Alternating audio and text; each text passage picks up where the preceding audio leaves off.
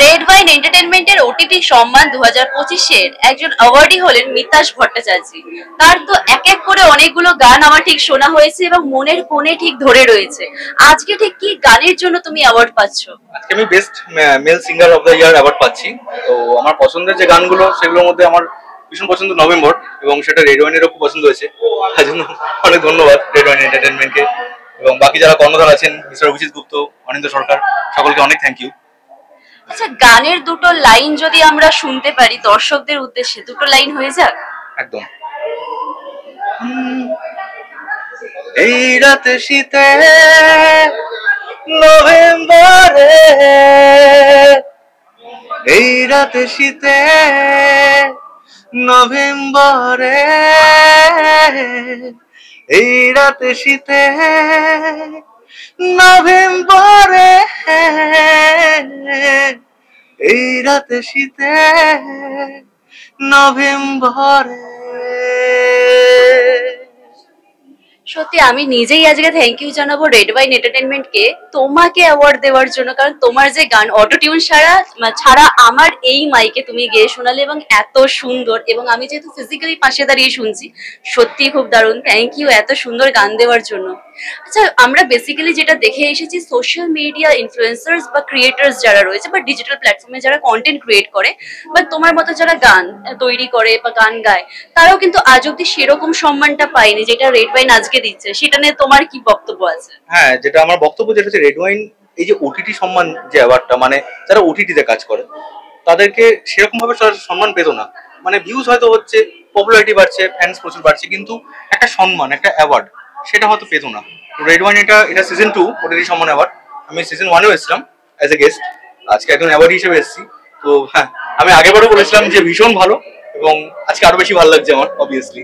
আচ্ছা, তোমার দর্শক যারা রয়েছে বা ফলোয়ার্স যারা রয়েছে তারা কি এখনো জানে যে তুমি আজকে অ্যাওয়ার্ডটা পাচ্ছ? হ্যাঁ, আমার বেশ কিছু ফ্যান্স, বেশ কিছু অনুরাগী আমার এসেছে, ভিতরে তারা বসে আছে। আচ্ছা, তাদের বক্তব্য কি, তারা কি বলছে এই খবরটা শুনে? তারা খুবই খুশি, এবং তারা বলছে যে ওয়েল ডিজার্ভ। যদি আমি সেটা জানি না যে আমি কতটা যোগ্য বা উপযুক্ত, কিন্তু সেটা রেড ওয়াইন এন্টারটেনমেন্ট আমাকে উপযুক্ত মনে করেছে, এবং বাকিরা আরো যখন পথ চলবো তখন মনে মনে করবে যে আমি কতটা উপযুক্ত, সেটা তারা সময় বলতে পারবে, কারণ সময়ের থেকে শক্তিমান কিছু হয় না।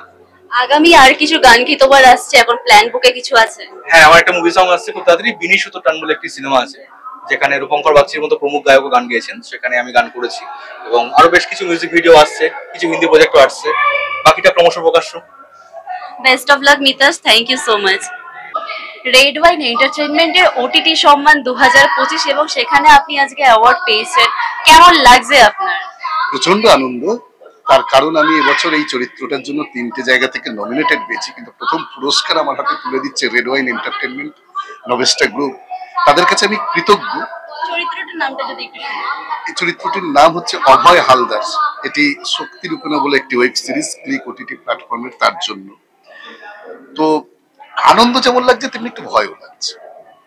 ভয় এই কারণে যে পুরস্কার পেতে তো সব মানুষেরই ভালো লাগে, যে কোনো মানুষের, কিন্তু সেই পুরস্কার পাওয়ার পরে আরো অনেক বেশি দায়বদ্ধতা তৈরি হয় প্রত্যেক জায়গা থেকে, একজন গায়কের কাছে, একজন অভিনেতার কাছে। এবং আগামী দিনে কাজ করার ক্ষেত্রে সেই দায়বদ্ধতাটা এত বেশি কাজ করে, বারবারই মনে হয় যে এই সম্মানটা যেন ধরে রাখতে পারি, সেই ভয় হচ্ছে।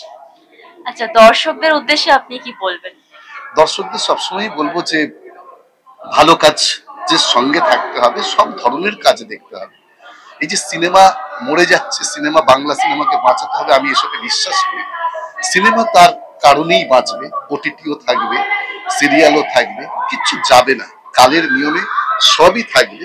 কখনো হয়তো একটু প্রকট ভাবে, কখনো প্রচ্ছন্ন ভাবে, কিন্তু বাংলা এই যে একটা আমাদের এখানে অদ্ভুত ভাবে একটা জায়গা তৈরি হয়েছে যে হিন্দি সিনেমা, সাউথের সিনেমা, আমার মনে হয়েছে বিশ্বাস করে বাংলা ছবি দেখলে এখন যথেষ্ট ভালো ভালো বাংলা ছবি হচ্ছে, বাংলা ওটিটি হচ্ছে। আসলে ভালো বলাটা শিখতে হবে। আমরা ভীষণ পরশ্রী কাতর, অন্যটা দেখে প্রশংসা করি, নিজের ঘরকে ভীষণ অবমাননা করি। সেইটাকে ত্যাগ করে একটু বাংলাকে ভালোবাসলেই। আচ্ছা, এইভাবে যে আস্তে আস্তে সবকিছু ডিজিটালাইজ হয়ে যাচ্ছে, এবং এখন দেখা যাচ্ছে আজকে যেমন ডিজিটাল প্ল্যাটফর্মের অভিনেতা অভিনেত্রীরাও সম্মান পাচ্ছে, তার সাথে ইউটিউবের কন্টেন্ট ক্রিয়েটর যারা রয়েছে তারাও সম্মান পাচ্ছে একই মঞ্চে দাঁড়িয়ে, সেটা আপনার ঠিক কিরকম লাগছে? ডেফিনেটলি আমার ভালো লাগে। দেখুন, যে মানুষটা পরোটা বিক্রি করে সাকসেস পেয়েছে সেও তো জীবনে সাকসেস পেয়েছে তার কাজের জন্য, তাকে আমি সম্মান করি। কিন্তু তাকে আমি কখনোই ভাবি না যে আমি কালকের পরোটা বিক্রি করলে সাকসেস পাবো বলে আমি পরোটা বেচতে যাবো, বা একজন পরোটা বিক্রেতা এসে অভিনয় করে সাকসেসের বন্যা বইয়ে দেবে।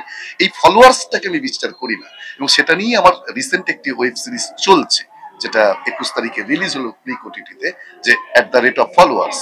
আমি ফলোয়ার্সে বিশ্বাস করি, আমি কাজে বিশ্বাস করি। Thank you.